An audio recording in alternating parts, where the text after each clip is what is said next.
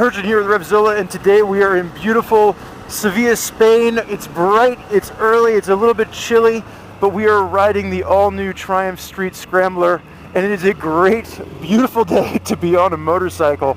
So in this particular video, what I want to talk about is the differences that you can expect from the Scrambler when you compare it to not just the old bike, but really to the new Street Twin, because this bike is going to share more with that new Street Twin platform than it is with that old 865. Now, it still has a lot of that same style. It's got the high pipe, it's got that Scrambler look to it, it's got the 19-inch spoke wheel up front, 17 out back. But the real DNA here is going to come into play with the Street Twin, and they've made some tweaks to this. And the biggest thing that I've noticed is with the engine, they've actually maintained that 59 foot-pounds of torque, but they've lowered it even further. So it's actually going to come on about 500 RPM sooner for peak torque than the Street Twin or the Street Cup, right around 2,800 RPM, and it's got a really good initial bite. I'm a big fan of this engine. There's a lot of character here. The suspension has got more travel than the old 865 bike. However, it's got no more travel than what you get with the Street Twin. So it's 4.7 inches of travel in the front and the rear, but they have redesigned it for a little bit longer length. So it is a little bit taller, so you get more ground clearance. You get a little bit more damping as well. So slightly stiffer spring in the back and a little bit more damping, and it's more impressive than I thought it was going to be. I was a little bit disappointed that we didn't get the bike that we were teased. If you follow Triumph on Instagram, they originally teased a Scrambler that looked like it had a dirt bike suspension on it, and then when they released it, this bike is definitely more of a street bike that has some off-road capabilities. But the suspension so far seems to be a little bit more capable and competent than the one on the Street Twin and even the Street Cup. The other things you're going to notice over the Street Twin, in addition to this styling, is a few key components that they've moved around.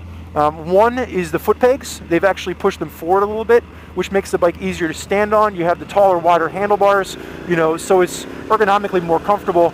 And then also the ground clearance was increased, because while the shocks had the same amount of travel, they're actually about 20 millimeters longer in the front, about 8 millimeters longer in the rear. So you get about an extra, almost an inch of ground clearance compared to that of the Street Twin. They couldn't give us an exact measurement, so maybe if we get one of these bikes back stateside, we can do some more accurate measuring for you. Along with that, Triumph has also added a skid plate to this bike, and this is probably my biggest nitpick, because from 10-15 feet away, the skid plate looks like a beefy aluminum skid plate. Well, then you get up close and you realize that this is just a plastic skid plate that will do absolutely nothing to actually keep this bike protected if you actually get in some more aggressive terrain.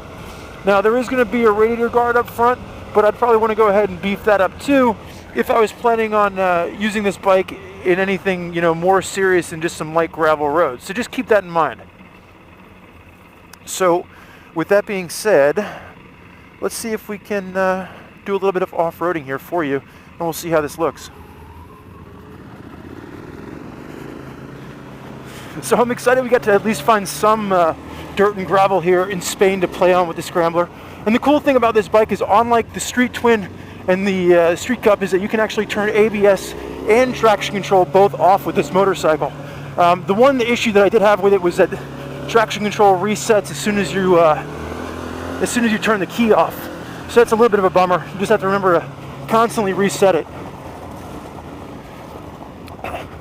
Woo! But you can definitely have some fun with this motorcycle off-road. So let's find our way out of here. So it's fun to actually get to play with this thing off-road for a little bit. The fact that Triumph has allowed for us to turn off traction control and ABS with the Scrambler sets it apart from the other bikes in the street lineup, where you can only turn off traction control. It just allows you to have a little bit of fun with this motorcycle. Now, we didn't get to do anything too aggressive beyond these dirt roads, but it was fun to be able to play with this thing off-road a little bit, nothing too crazy, but that's really where I could see this bike kind of coming into play for someone that wants to get off the beaten path without getting too aggressive. But for now, let's head back to the street, and we'll wrap this review up. I think Triumph wants to know where their motorcycle is. So we are back on the street with the Scrambler, and I will say this: if I was planning on doing anything more than just those light fire roads, I would want a beefier tire than what these Torrences are offering me off-road. This is definitely a street-oriented tire. and anything more than just that dirt and gravel, you're going to want to swap out your tires. I was, however, impressed with the ground clearance. Triumph warned us ahead of time. They said, hey, if you're planning on, ripping down this thing, just take it easy. You don't want to bottom the bike out. And I had no problems bottoming the bike out. And I would say that is more than I was expecting.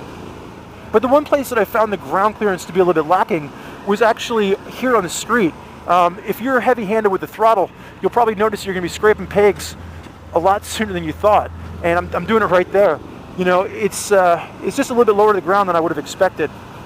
But that does speak to the ergonomics of this. And the biggest takeaway that I had from this bike after riding the Street 20 and the Street Cup is that this is the one in the Bonneville Street line that's most appropriate for larger riders like myself. So often in these reviews, you hear me saying, oh, I'm 6'3", I'm 215 pounds. This bike just isn't adequate for me, maybe a little bit cramped up like I was in the Street Cup. If you are a larger rider, you know that you're a little bit taller, a little bit more weight, and you like the idea of a bike in the Bonneville line, this is the one that I'd be considering. And keep in mind, this is not going to be the flagship in the Street Bonneville line. This is going to come in around the $11,000 price point, depending on color. But again, this is top of the food chain. And there's so many changes that they made to this bike over the previous version.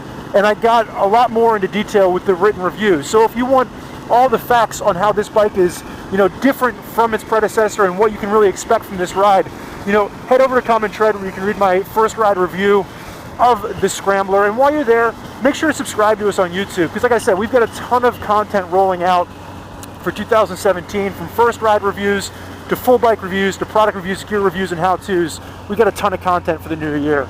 Thank you for joining me today in lovely Sevilla, Spain, as we ripped around on the Triumph Scrambler. I am Spurge. Enjoy the ride.